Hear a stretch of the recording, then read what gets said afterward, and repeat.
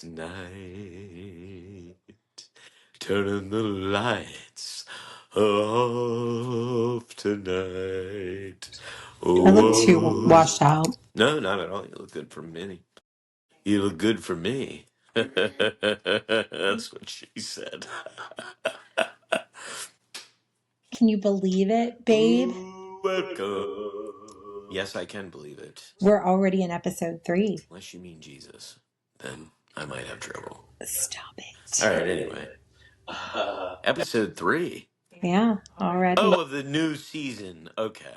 I thought you meant all up. I was like, this is like This is our 13th episode. All up. Yeah. 13. Yeah. Lucky 13, eh? No, I like the number 2. Was that place we ate at in the Outer Banks, did it have something to do with 13? Lucky 13? Yeah. It was Lucky 13. The good soft shell crabs, you know where I'm talking about. Yes. Up in, like, the Nag's Head or something. Kill Devil Hills, maybe. Yeah, maybe it was Kill Devil Hills. I don't remember. Somewhere up there. Speaking of soft shell. But the guy was from Pittsburgh. He's out there rooting for the Penguins, baby. Hey! Yeah, that whole joint had Steelers gear in it and stuff like that. But the soft shell crabs were, the best soft shell crabs I've had. They were top notch. And them girls said he's back there shucking and cleaning them all day. None of that was said. No, yes, they were. But Those ladies that were sitting next to us, they said he's been back there cleaning them all day. It's what he does on soft shell day. That's why they only do it one day a week, because it's so fucking good. okay. They couldn't put all that kind of work into it every day of the week. Annie went to my alumni IUP. To be clear, I didn't graduate from IUP. Right. He went there for a party one time. And couple parties, couple weeks. It's messing. But yeah, no, we're back at it here. What do we got? What do we got? What do we got? You just got done recording a whole other podcast. Yes, I did. Oh my God. So Trash Panda Social Club. I'm going to be dropping clips this week. So excited. My first guest, 2 of my favorite content creators on TikTok, Beautiful Fucking Chaos, BFC, and Hobag, HB. They're my bitches. They are great, and we had a lot of fun. It was a cool time. Let me tell you, I'm really comfy right now. You look really comfy. Now that I'm leaning back, baby, we're just gonna ease on right into this. We're just gonna slide right on in there to these deep tones. Son. Oh my gosh. So what else? Oh, you were just talking about soft shell crabs. You had soft shell crabs last weekend. Not as good. Not as good. But everything else was great. Yes, Rube's Crab Shack in Emmitsburg, Maryland. Holy hell. Yeah, everything was great. Not crazy about the soft shells, just because, like you said, the breading wasn't quite as good. And honestly, I'm a soft shell connoisseur. Like, the shells they weren't hard, but they were like, I like it to just so soft and gentle, like a baby's blanket. I like it to be like that. How many baby's blankets have you eaten in your lifetime? And they're soft. I've licked quite a few. So weird. So weird. You don't ever lick a blanket because it's soft? No, those blankets, the fuzzy ones that used to have the satin rim across the top, like the satin whatever border. I did used to suck on the satin. Is this bothering you that I'm so relaxed over here? Why would it bother me? Because I'm just like, I am in it, baby. I'm like, do you ever watch Shane Gillis on a podcast? He's like got his feet up, like I've seen him like laying down on the couch. Or like Dan Soder, who has a small like couch, and he's like right next to his guests. And when like certain people are like bigger on there, it's like they're like right next to him. It's kind of yeah. No, I haven't. But no, Shane, like he just is like in his socks, and he'll be like literally laying down on the couch while they're filming. Like he's on a psych couch. He does it all the time. I mean, he's totally comfortable, and that's the attitude that I'm taking now. Is like, I don't care what I look like. I want to be comfortable. That way, you get the best version of me. I mean, I'm never comfortable. I'm uncomfortable in my own skin. I also like really hold my mic like this. Just it's resting on my belly. That's how good it is. Look at that. It's resting on my belly. That's how it's perfect. You're a crackhead, but I love you. Love you. What else happened this past week? Ooh, I did stand up for the second time. Oh, yeah, second time. It was great, great, great. It was way better than your first time. Your first time was impromptu. Like you didn't even really know you were going to do it. You had an idea.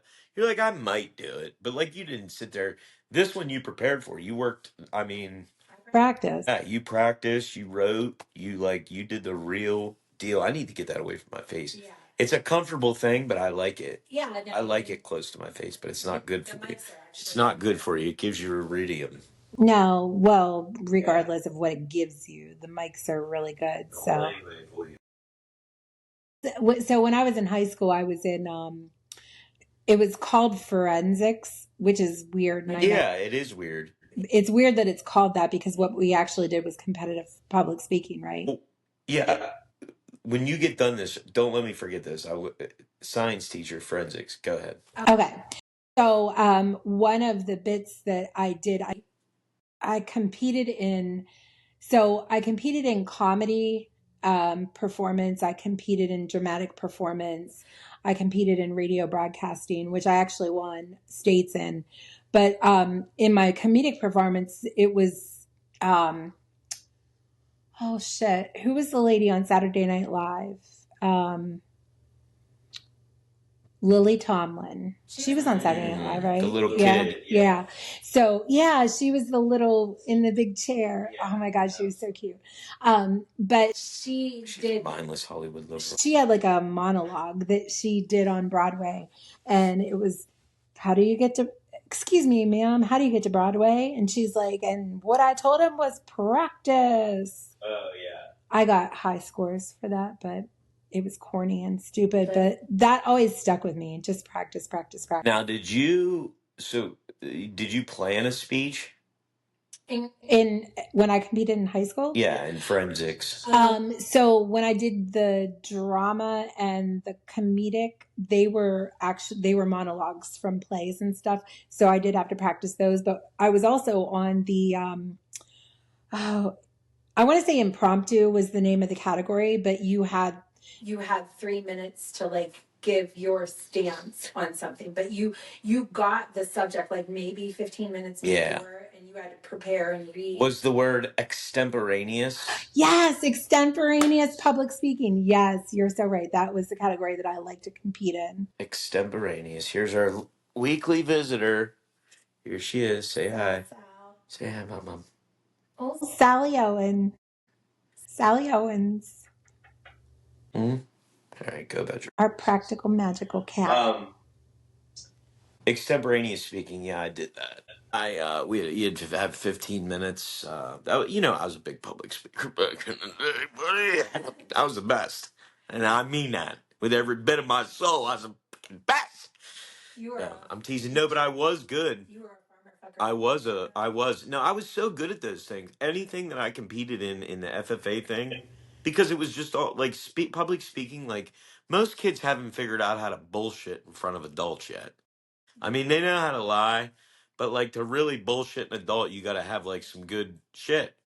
So, and I was really good at that. So, I mean, because that's who was judging you. So, yeah. So I always knock those things out of the park. Plus, I just, you know me, I'm just completely full of shit. Extemporaneous speaking, that's what I do on a daily freaking basis. Give me a topic, I'll make shit up. What did you say the other day? You said somebody's name, and I was like, he's making that up. Billy Nichols, shout out if you're listening. Billy Nichols, I was in jail with him back in the day. Oh, that's right. So while we were at our seafood dinner, I don't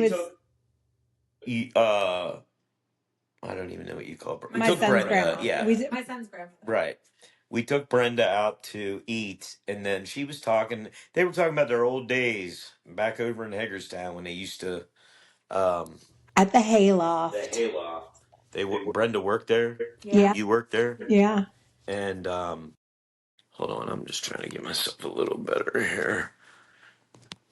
I'm just trying to get a little better. Said a little better than before. Okay. Yeah, I was a karaoke DJ. She was bartender. I did bartending here and there. And she brought up this guy. She's like, I can't remember this other guy's name. His name was Billy. He was real tall. Now, mind you, Hagerstown, 50,000 people roughly. I was like, Billy Nichols.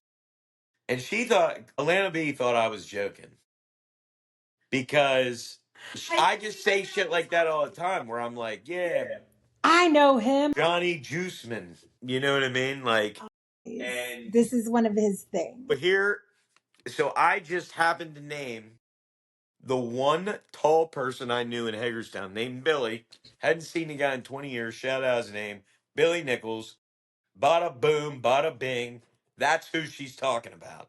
And I mean, to be fair, he is really tall. So how many? If you happen to know Billy's, he's the only tall Billy that I know. Right. If somebody said tall Chuck from Pittsburgh, I would fucking know who they were talking Right, that's exactly right. If you've ever met him, that's probably who you're going to refer to as that person. Yeah. No, you're right. Plus, it's just there's a number of other things that led to that being. But it's just out of context, knowing that you do that so much to people. Like I'll be like, remember that guy that we met at that restaurant in Virginia? And you'll be like, oh yeah, Bob Joe Mass. Schwarzkopf.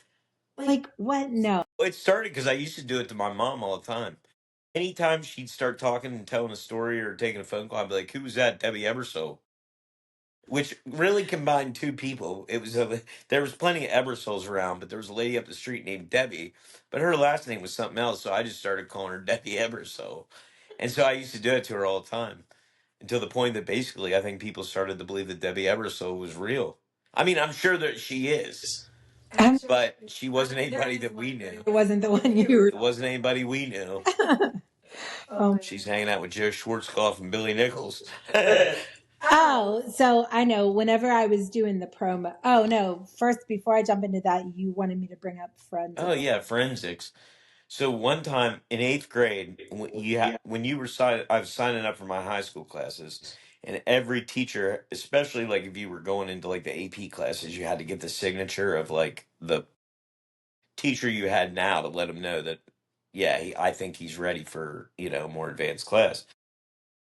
And the science teacher's like, "What do you want to do when you grow up?" Because I wanted to take biology in ninth grade, which you didn't usually do. It was usually 10th grade. But regardless of any of that, he's like, "What do you want to do when you grow up?" And I said, "Forensics." He's like, "What in the hell do you want to take biology for then?" And I was like, "What are you talking about, dude? CSI is nothing but biology." Like, I was like, "What do you even mean?" I had no idea that forensics had I just thought it was like blood spatter, DNA shit. I mean, that's what we've come to know it as today, but apparently it's also public speaking, and I don't know. Yeah, it's got something to do with that. I don't even know exactly, to be honest with you. I just know that it's a thing. Like it can be used either or whatever. Oh, forensic science, I think, is the word that you want to use when applying to science, as opposed to regular forensics. Agree. Yeah. Agree. See, you learn something new every day. Oh, sorry. Yeah, get it together. Get it together. What do you got? So last week we talked about SNL. We did. And we brought up the clip "Don't Look Back in Anger," which is my new favorite. John Belushi at the gravestones. Yes. Yep. And then I just wanted to look at his date of death because I was curious as to whether or not I was saying correctly that I was like 7 when he died. I was correct. He died in March of 1982. And Scott, the comedian, was born in October of 1982. Belushi died when he was at his rock bottom at the age of 33. Scott hit his rock bottom, hopefully. That was the only one you'll ever hit, at the age of 33. I don't know about that. So, you don't think before you got clean was your rock bottom? Well, no, I think I was 35 probably was my rock bottom. I'm 42 years old. Shh. I don't want people knowing that. But 7 years, you know what I'm saying? We'll call rock bottom 34. How about it? Split the difference, eh? Split the difference, yeah. Both were born to be comics. Was I? Yeah. I think the only difference between his drug of choice was cocaine. Yours is pot. But other than that, I just, It's and not a drug, but let's move on. but regardless of the similarities, and I'm sure I could find more parallels between the two of you. Oh, His dad worked at Big Lots. My dad worked at Big Lots.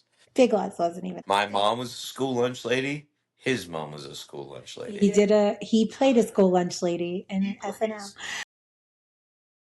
Oh, you guys were both in rock bands when you were 16-ish. So that's a thing. But no, regardless of the parallels, there's just something to be said for how much love that at 7 years old I had for a man that was on TV who was not very, I mean, it's not like he was super hot Right. or anything like that. I was just attracted to his soul, and then the same attraction that I have for his soul ends up having the attraction for your soul. I'm just saying. That I could be John Belushi. I think that you're John Belushi reincarnate, and that you're put on this earth to do the second chance that he didn't get in the first time. Perhaps. Because you didn't pick up your comedy until after you hit your rock bottom. Right. A lot of people do it differently. Yeah. A lot of people dive right in. I think. But anyways, just wanted to bring that up. What else do we have on our? Oh, and what else we did last weekend, which is my favorite thing. It's a whole vibe. 80s movie weekend. I forgot about that. Goonies. Start off with the Goonies. Any great 80s movie marathon starts off Goonies because, I mean, Goonies never say die. They never They say never die. say die. It's the best movie of all time. Anybody that didn't want to be a Goonie, I mean, what are you even really doing with your life? If you didn't want to be a Goonie, what kind of childhood did you have? And if you grew up in Western Pennsylvania, the hills of the hills of Estonia or whatever that place is called, Astoria, they look like it feels like when the opening credits look like Westmont, and you guys will know what I'm talking about, or look like Pittsburgh. I think too, like it was like as when we were kids, you could explore. My mom never checked on us. Never. We were out running, exploring everywhere. Especially when we moved up to, wherever that Upton. Because like we had all the woods and stuff, man. We never. Yeah. I mean, I played basketball every single summer. I wasn't an athlete. I wasn't any good at it, but I played basketball every single summer because we had they sent the college kids that wanted to be gym teachers and shit. They sent them to the local playgrounds with equipment, and they would bring equipment. And I went to say something similar, kind of like a day camp, but not really. Yeah. Where you would just show up and there'd be people there doing activities with kids. Yeah. Second thought, maybe this is. It was such an innocent time back then. Nobody was worried about child rape and abduction. Right. Like my youth pastor never tried to molest me. You all knew the story of like one person in Texas or something that got kidnapped. Right. But it wasn't. But it like they didn't worry. It wasn't a fear. Like now, parents would never trust kids with a complete stranger in like a weird situation. Back then, they're like, I don't give a take them, get them out of my hair. Your mom fucking handed you over to some stranger, and you're talking to somebody that's been there, brother. I've been kidnapped. I've lived to tell the tale. And yet I'm here now. But that's how it went back then. There's your grandpap went to find you. Right. You got kidnapped. And you didn't want to fuck with my grandpap. When you were a kid, if you didn't make your way up to Devil's Cliffs or some place like that, Dead Man's Cave. It had to have a name. It definitely involved. It always had a name. Death was usually involved in the title. Yeah, yeah. Or like, every town had them. You know what I mean? It just depended on what you called it. I mean, we were playing flashlight tag. Flashlight tag. By virtue of flashlight tag, that means that it's dark outside. We played flashlight tag, and nobody ever got abducted. I think damn near every devil body part is like a location in a town. There's like devil's backbone, devil's hands, devil's breast, devil's breast cave, the old devil's tits, the old devil's tits cave. Yeah, you heard about Johnny, didn't you? Yeah, he was up there exploring at the devil's tits caves. He got attacked. We're heading on down to the new hot springs in town. They're called the Devil's Asshole. called The Devil's Nutsack. No, but yeah. No, but there was though. I mean, there's a devil thing in every town. There is, but I mean, again, we just weren't. And I told you the other week, I have a theory on this. I have a theory about why humanity has evolved into fucking hover helicopter parents. There's patient zero. Ooh, that was not good. Patient zero. Who's patient zero? John Walsh. John Walsh. America's Most Wanted is what started this. Then parents started getting scared. Scared. I get it. Go find your kid, buddy. Get the news out there. But the problem was is then everybody that worked so well. It wasn't John Walsh.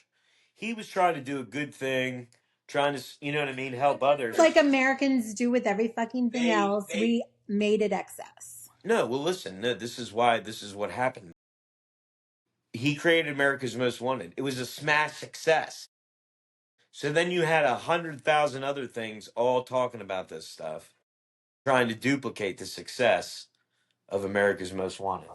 And it might be the same case told by 7 different venues or mediums, but because it's being blasted in your face all day, every day. I mean, let's be real though. It is happening a lot though, because you see it all the time. People getting arrested for it. I mean, it happens a scary amount for as much as you can get. I think that people have always been messing with kids, dude, from way back when till now.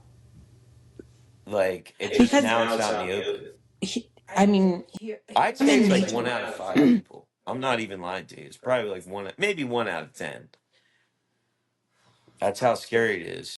That's why I stay away from people. People are disgusting. But anyway, anyways, that's not even what we're talking about. We're talking about 80s movie, 80s weekends. Well, first of all, let's talk about the fact that an 80s movie weekend does not even happen without homemade popcorn.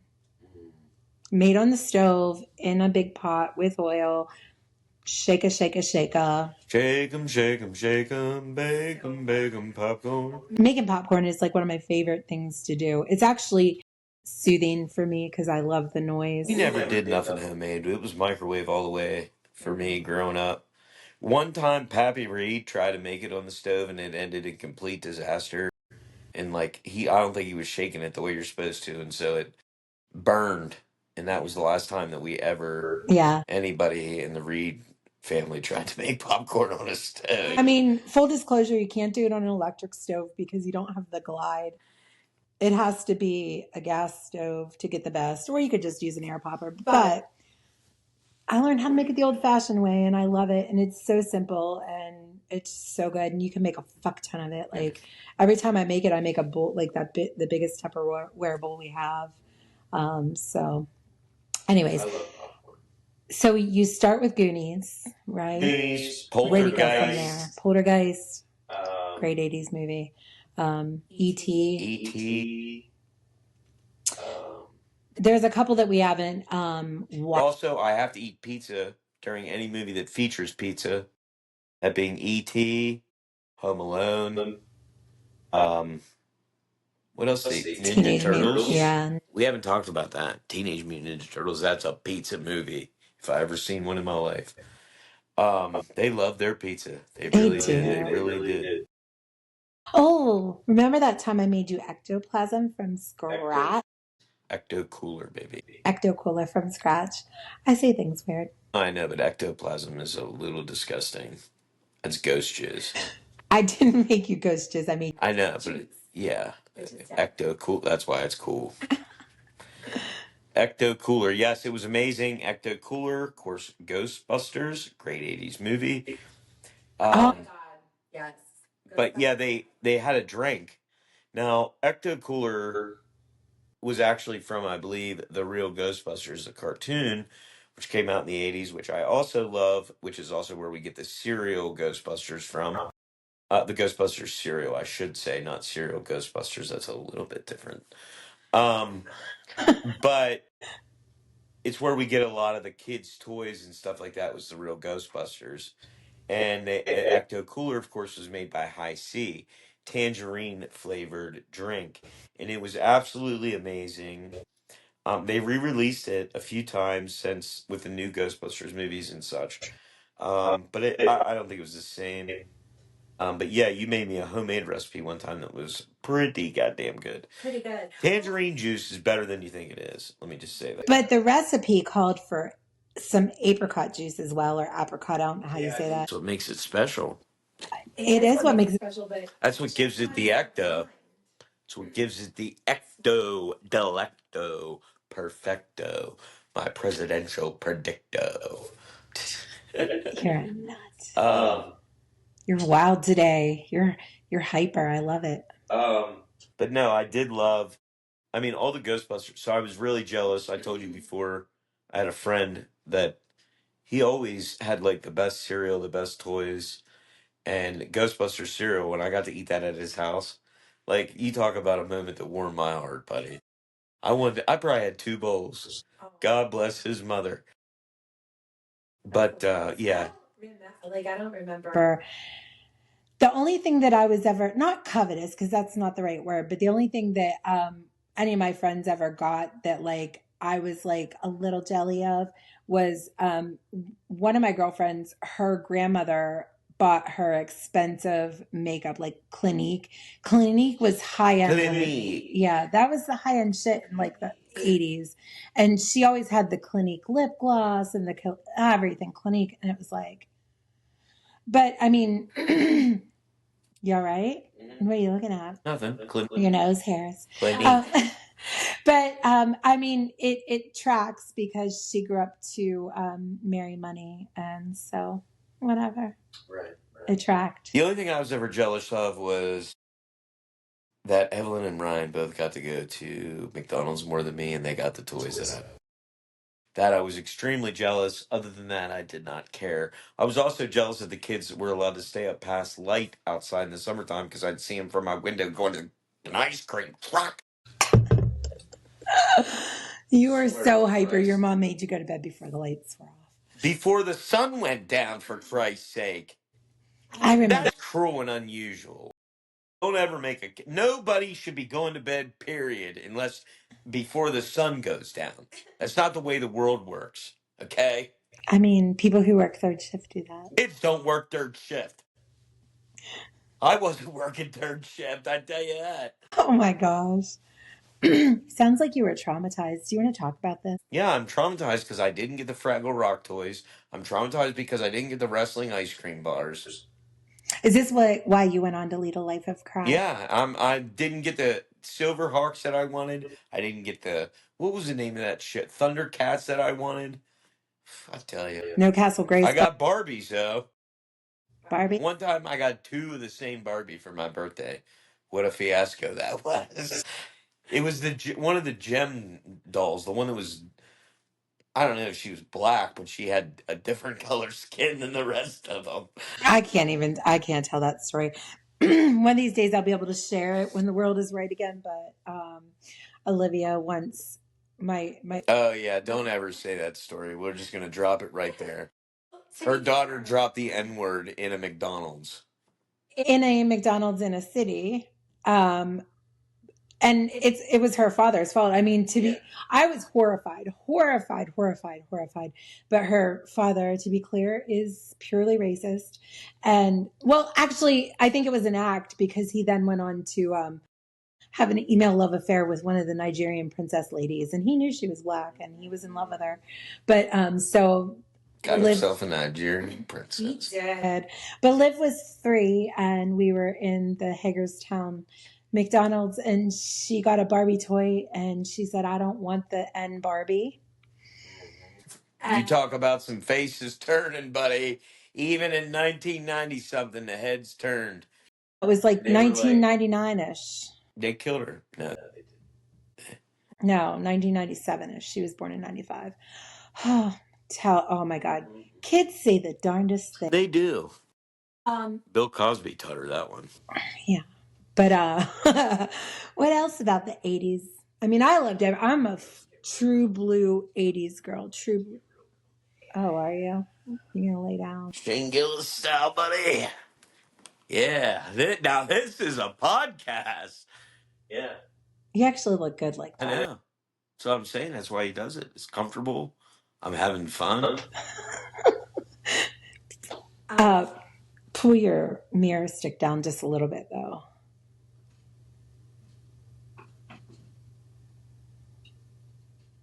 Okay. I mean, if you want it to be above you, that's fine. I do. Whatever. Oh, I see what you're saying. You trying to be sexy? How you doing? Whoa. Oh, my Leon. That feels a little more invasive, but I'm good. Let's go. Well, you still look good. Let's go. That's okay. So, 80s movie weekends. Do you want to say anything to wrap that one up? Nope, I don't.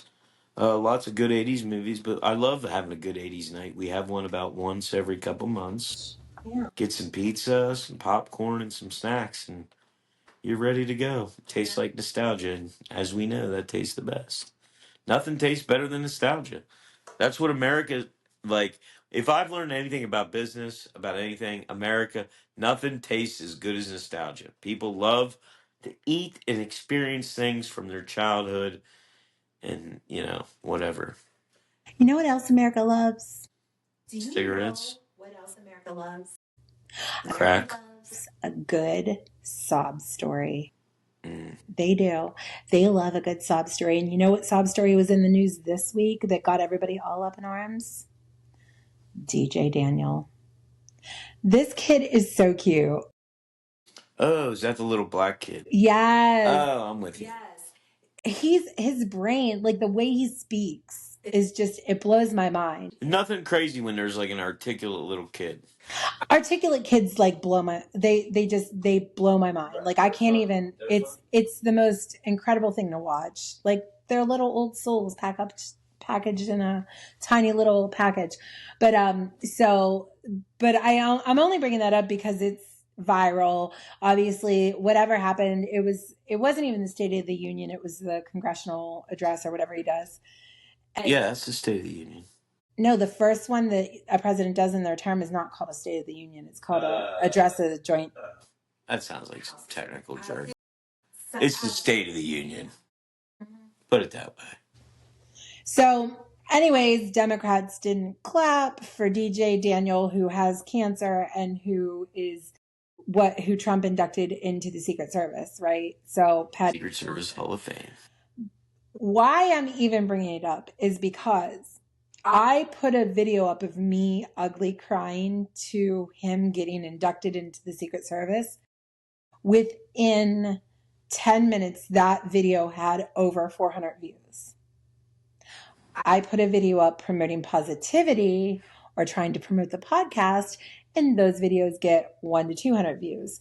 What the fuck is up with the analytic? What the fuck is up with the algorithm? I'm going to tell you.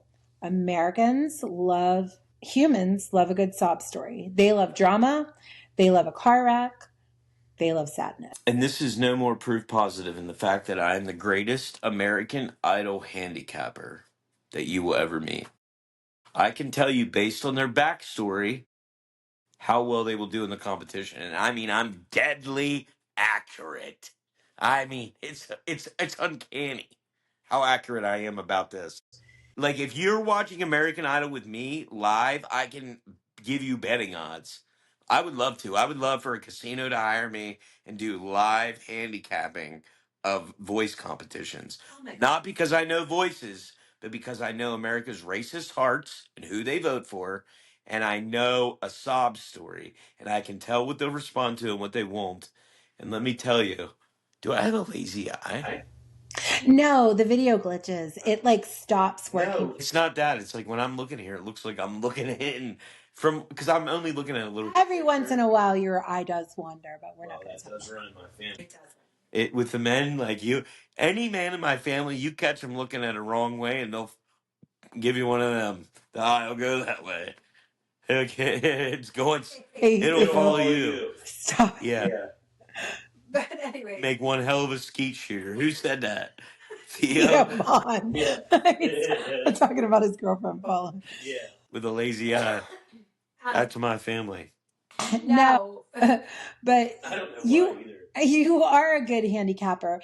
And remember the fucking stripper. She was a reformed stripper. That's all. Was she a good singer? not in the grand scheme of things, no, but she made it far because people loved her story.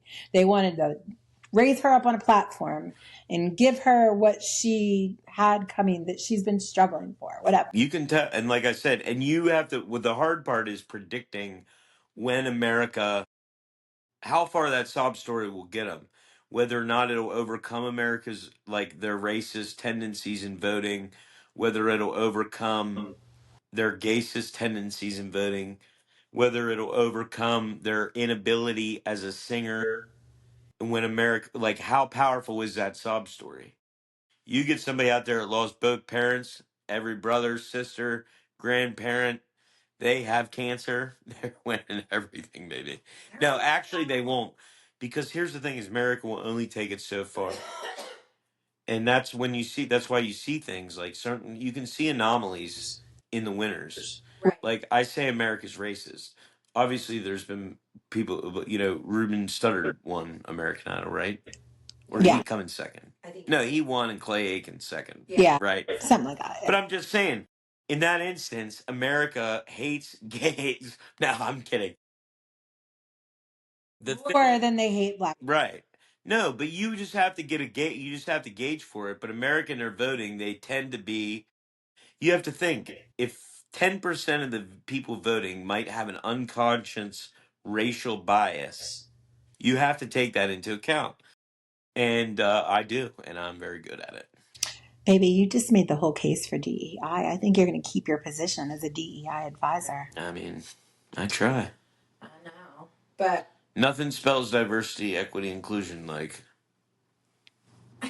yours truly. Like a white guy leading the conversation. Like a white guy leading the conversation. I love it. I love it. No, but I mean, it drives me insane. Trash Panda. The whole thought concept behind Trash Panda was trying to promote positivity on social media, and we ended talking about drama, which is cool. Right. Oh shit. Which is cool because that was, it's content, right? But at the end of the day, drama sells.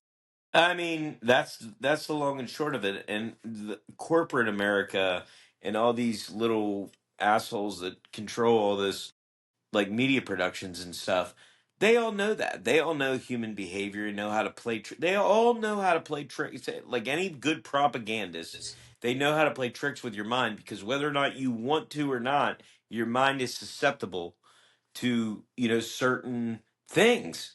well, I mean, Just because of the way we've progressed evolutionarily through the years, our brain is subject to certain things. It's subject to seeing patterns where there's not. It's subject to seeing, you know what I mean? Like there's so many things you can do to trick your brain, even if you're aware of it. No, there is. I mean, that's why we've talked about it. That's why The Secret actually does work, in my opinion. But I heard somebody say it the other day, and it jumped off the page to me because it was a reality person. And they were like, no, reality shows are not scripted, but they're outlined. The producers are the ones that are like putting shit in other people's ears to cause drama and saying, hey, did you hear so and so said this about you or whatever? That's exactly right. They're able to dictate. You don't even have to do anything. They're like, Josh was talking shit. Yeah. That's all they say. And then they've planted these seeds. That's all they do is plant seeds, and then they watch them grow into beautiful drama flowers. Yes, That's what they do. Yes. I mean, I wear it all on my sleeve. So, And it started with the original reality show, Real World. They did it on there. They would say they would get messages from the producers and stuff like this to like start pushing this issue. yeah, Start leaving your laundry in the fucking guest room or whatever.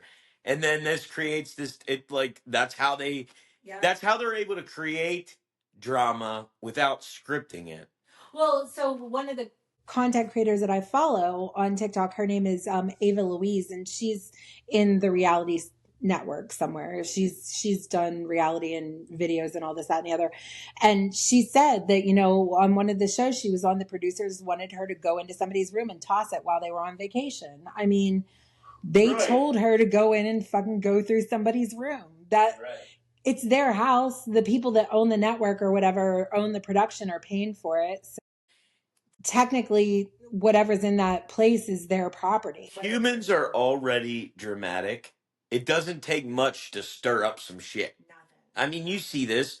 A Facebook comment starts a murder scenario. You know what I mean? Like, well, that's a whole other layer. to get riled up.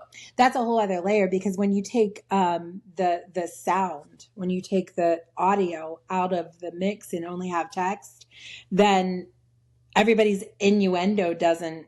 You can't read innuendo always in somebody's written word, right?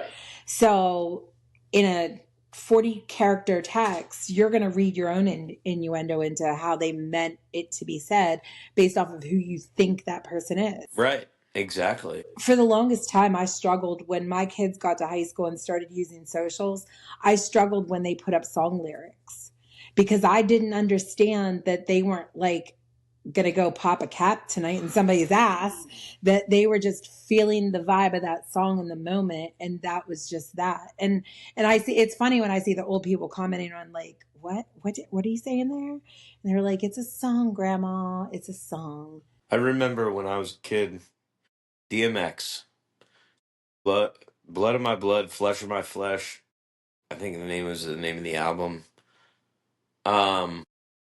He's like covered in blood on the front. Anyway, there's a song on there called "I Don't Give a Fuck," and my mom found the CD case because I had a great big book.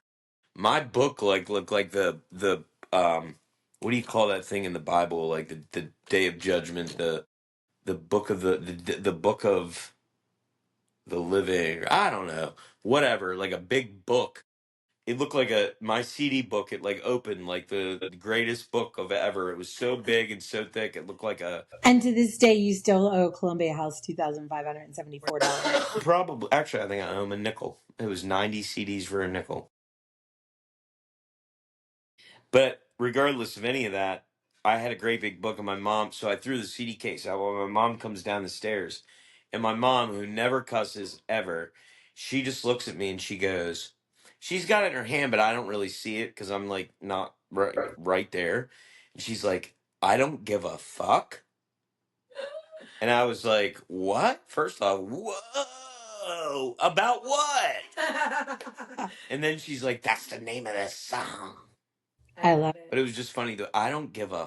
It's not. That's not how the song is intended. I don't think DMX is like, I don't give a fuck. You know what I mean? He's like, I don't give a fuck. But my mom phrased it as a question. Which is what you can do with the word fuck. I don't give a fuck. Fuck. Miyagi put a sneeze on that one. What else do we got?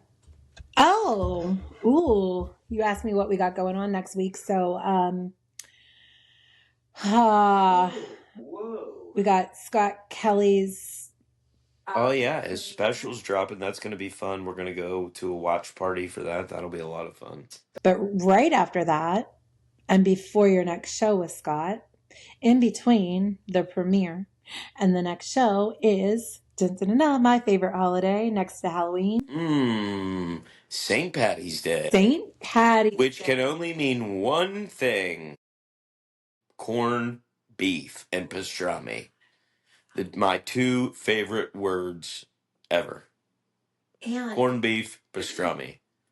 I was joking with the ladies earlier. My husband is a refined meat man. He is the meat man. He is the corned beef, turning that bad boy into pastrami. Well, I mean, you're brining a brisket and then turning it into pastrami. I guess it's not really corned beef unless you make it like that, but you can buy a corned beef and make it into pastrami by smoking it. That's the whole idea. And let me tell you, it's like I like to call it God's penis. Is that what you call it? Did I know that I was eating God's penis this time? But I do like to call it's God's gift to mankind.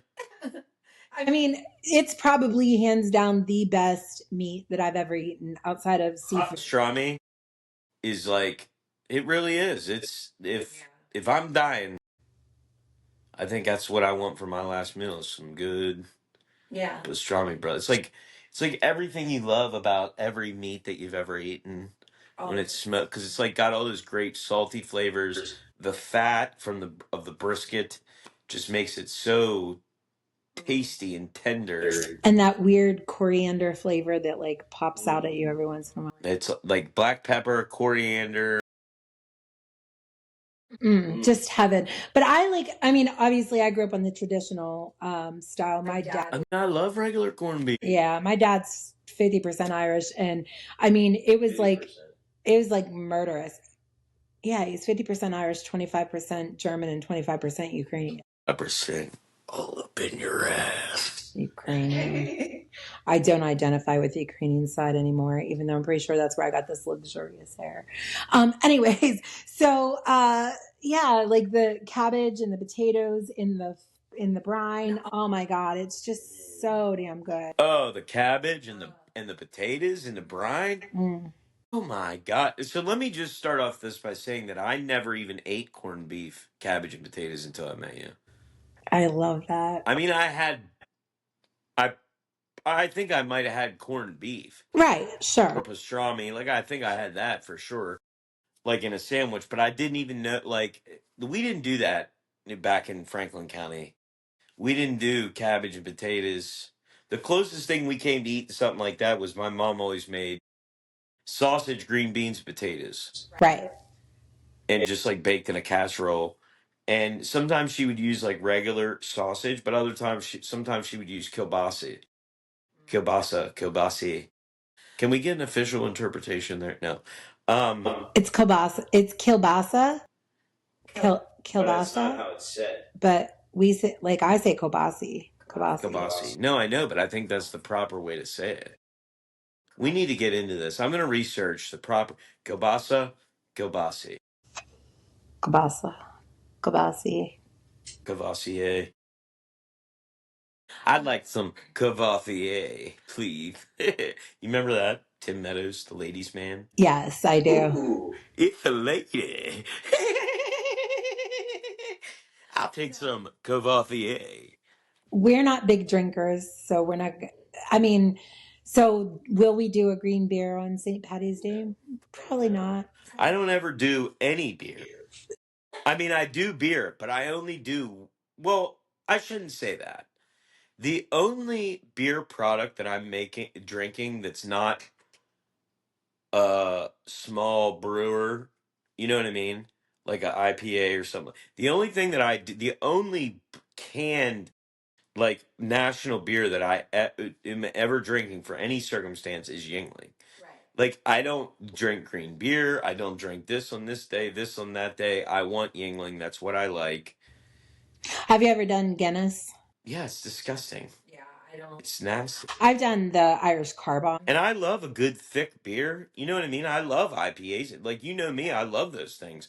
I love a good hop. I love a good whatever else that is. But I cannot do. I can't do Guinness. It's just nasty. Yeah, I can't either. No, I'm with you. I'd be in shit out of luck if that's all there was. And we can't bring up. And the Irish can kiss my ass. We cannot bring up St. Patty's Day without bringing up State Patty's Day. The one time we got trapped. So State College does their own thing. It's called State Patty's Day, and it must be like on a Saturday around the State Around Patrick's Day. Thanksgiving, yeah. Well, no, around St. Patrick's Day. Yeah. Thanksgiving. It sounded like you were going to say Thanksgiving. But we were just out driving around. We were having a good old time, and we ended up driving into State College. Who knows how we got there because we drive all around. And we got somehow we like turned down this one street, and next thing you know, there was like 20,000 students marching down the street. We're engulfed in a wave of people. We can't go forward, can't back up, can't go side to side.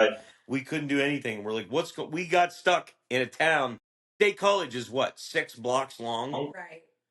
And we got stuck for like 2.5 hours because we couldn't move because it was just a throng of people. Just walking around. Yeah, Just never walking again. around. So always be aware when you're going to State College in March of State Patty's Day, Yeah, check to see if State Patty's Day is happening because you're gonna. or you too could get stuck. Um, What else? Oh, the last thing I have on my agenda, and then we can wrap it up. So I saw this video on TikTok this week where I love following like the lore on TikTok, like the ghost. Oh, I love the Lord. the lore, like the Like the Lore Lodge. Yeah, like Lore Lore. Lodge. Yeah, no, I know. I know. Like Yeah, folklore. yes. And one of the creators told a story the other day. What was so there's an app called Randonautica. Yeah, you were telling me. And it's like a geocaching app where you tell them, I didn't look at the app yet, but you put in your intent of what your like vibe is for the day or whatever. So you can put in like scary as the intent and it'll take you to like scary. Penn's Asylum. Right. Or something, right? So I'm going to have to do a little bit more digging because apparently this app is taking people to like really scary places. And I can't tell if it's a setup. Like, Right. What would be you're showing up to be murdered? right. Like when people went to an abandoned house and the girl actually fell through the floor while they were creeping around in there. Who would allow this? Right. That's what I'm saying. So like I need to do a little bit more digging on this, but it reminded me of my most favorite scavenger hunt of all, which was kind of like geocaching on steroids, kind of not. It was really fun. Back during COVID, Yeah, during COVID. we got wrapped into one of the weirdest contests with some of the weirdest people you would ever meet. Yeah. With good intentions, but it was the whole thing was a shit show. It was a shit show. So this guy that invented Jelly Bellies, David Klein, the Candy Man, go watch him. There's a documentary about him. I'm not going to go down that whole rabbit hole. He invented Jelly Bellies. He sold it. He went on to make other candies. He's like a candy wizard. He is the real life William F. Wonka. Yeah. And he's invented many candies. He has a series. He has like little midgets that are orange that follow him around and help him do things. Oh no, that's not him. Um, he has a couple of people that help him. They're not orange. That help him. We don't know what shape they are, but he is blueberry shaped. He had a contest where he was going to give away a candy factory. It was called the Golden Ticket Challenge, and there was treasure. I say treasure hidden in each state was going to do a battle, and then there was going to be one. If you won the state one, if you found the state treasure, you got $5,000. And so, kind of like the book, The Secret. That's what it's called, right? Not The Secret that we always talk about. Not the Rhonda Byrne secret, but the secret that's the treasure. The Secret, the Treasure Hunt. Yeah, it's very similar to this, where there was each state, there was a series of clues. You had to pay like, I think it was it $50 or something per ticket? It's only $50 for the entry fee. So we ended up where we lived at the time. We were actually able to enter both Maryland and Pennsylvania. Right. And we could have actually entered Virginia and West Virginia, but that was right. But yeah, I mean, you have to be able to drive all over the place in these places and have time. Right, because you have to be able to cover the whole state if, in fact, you. Right, because the clues could lead you to anything, and they were pretty vague. And we were partnered with my brother and his wife. Yeah. And we were working together. You were allowed to work as teams. So we covered both half of the states. They covered the east half of the state. When we did Maryland first, so that gave us a practice run. And like we were out in Western Maryland, they were over like down around the city and stuff. So like we were like all over the place, and investigating clues where we thought this might be. And well, then Pennsylvania came, and Maryland got solved pretty quickly. There was an issue with the first time they had to do it again, do a second location. It got solved in a few hours. Yeah. Some of them were really quick. Yeah. Pennsylvania's went the whole day. Nobody got it. This was like a Saturday. Sunday, we actually came up here to the house that we're in right now, our house, but at the time was her sister's house for a party.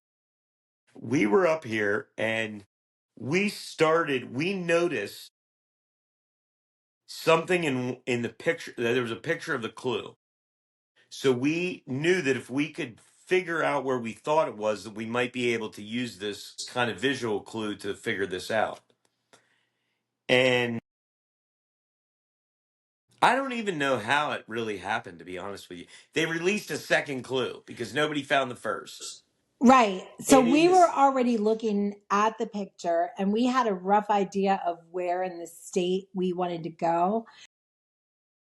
Then the second clue said something about bombs that don't kill or something like that. Bath bomb. And it was bath bombs. And I remember I was sitting on the steps out here and I was like, I wonder if it's bath bombs. And then, like, just as we said that, your brother texted us and said that they believed it was in Bath. They thought that this other clue led up to this at a park there. And we're like, oh my goodness. So sure enough, I Googled images of this park. And there underneath, I could see it ever so slightly, something that was in the corner of the picture of where it was. And I was like, that's where it is. Get there right now. Go get it. And we won the $5,000. We sure enough did. It was awesome. It was so fun. A lot of credit to the creators of the clues. Stephanie 30 Acres and a Mule. Yes. Mule. Yeah. No, it's Stephanie 30 Acres, but yeah, like it was. What a fantastic concept. Administratively, they could. yeah, administratively it could have been run a little bit better, but like it felt like it was so fun because it was just like we're doing No, I wish that they did another one now that I have socials and everything like that, because for the people that had socials, they were like broadcasting. And it was during COVID, so it was getting people out. Yeah. And you're exploring outside without bothering people. You were going. Yeah, you were out. I mean, none of the clues were inside, I don't think. Like everything was outside at a public place, like at a park. Yes. Or whatever. But it was like in a public area that you had access. You didn't like have to, you weren't trespassing into somebody's factory to get a clue. Yeah. Yeah. Who knows? Maybe we'll have to come up with our own little scavenger hunt across the planet. But anyways, oh, the only one we didn't get is Meowdith Gray. Speaking of which, listeners, if any of you have experienced this, Harold, for me. We have a cat who likes to watch TV, and I mean, she watches it. She watches it. We've had many cats that'll look at a TV, if they hear like a meow or something like that.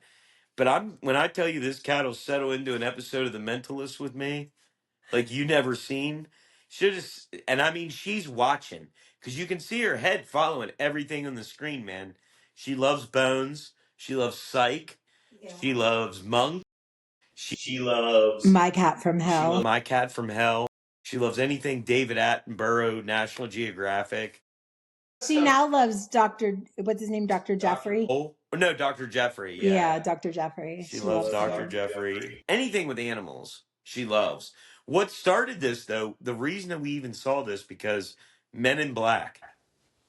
Oh, right. That's exactly. The galaxies on Orion's belt. That cat was meowing around, and she just happened to be while we were watching it and started paying attention to this cat. And then ever since then, she's been hooked on TV. It's the Men in Black got her. She's a curious little. We'll put a video in at the end of this. Yeah, we'll put that in. So, I mean, that's about it, babe. Next week is going to be, it's fast moving. All I'm saying is June is coming quickly upon us, and too quickly. I haven't picked or packed one box yet, but too quickly. I've moved no less than 30 times in my life, per se. I might say I'm an expert at it at this point, at bossing. At telling me how to move stuff, yes. She's very, very, she is an expert at that. Very, very good. There has to be a delegator in the group. All right. Well, if nobody's told you guys this week, stay trashy. See ya. Peace in the Middle East. And everywhere. Mainly the middle. I left Oklahoma, shamba-lamba-loma, oh-ba-la-ba-doo-ba-li-doo. Shangle doodle dandy, mama's got some candy, your daddy's got some biscuits too. He had some pepperoni with his brother Tony. They went down to 89. I'm cracking. Oh, how I love it. Oh, how I love it. Oh, how I love it today.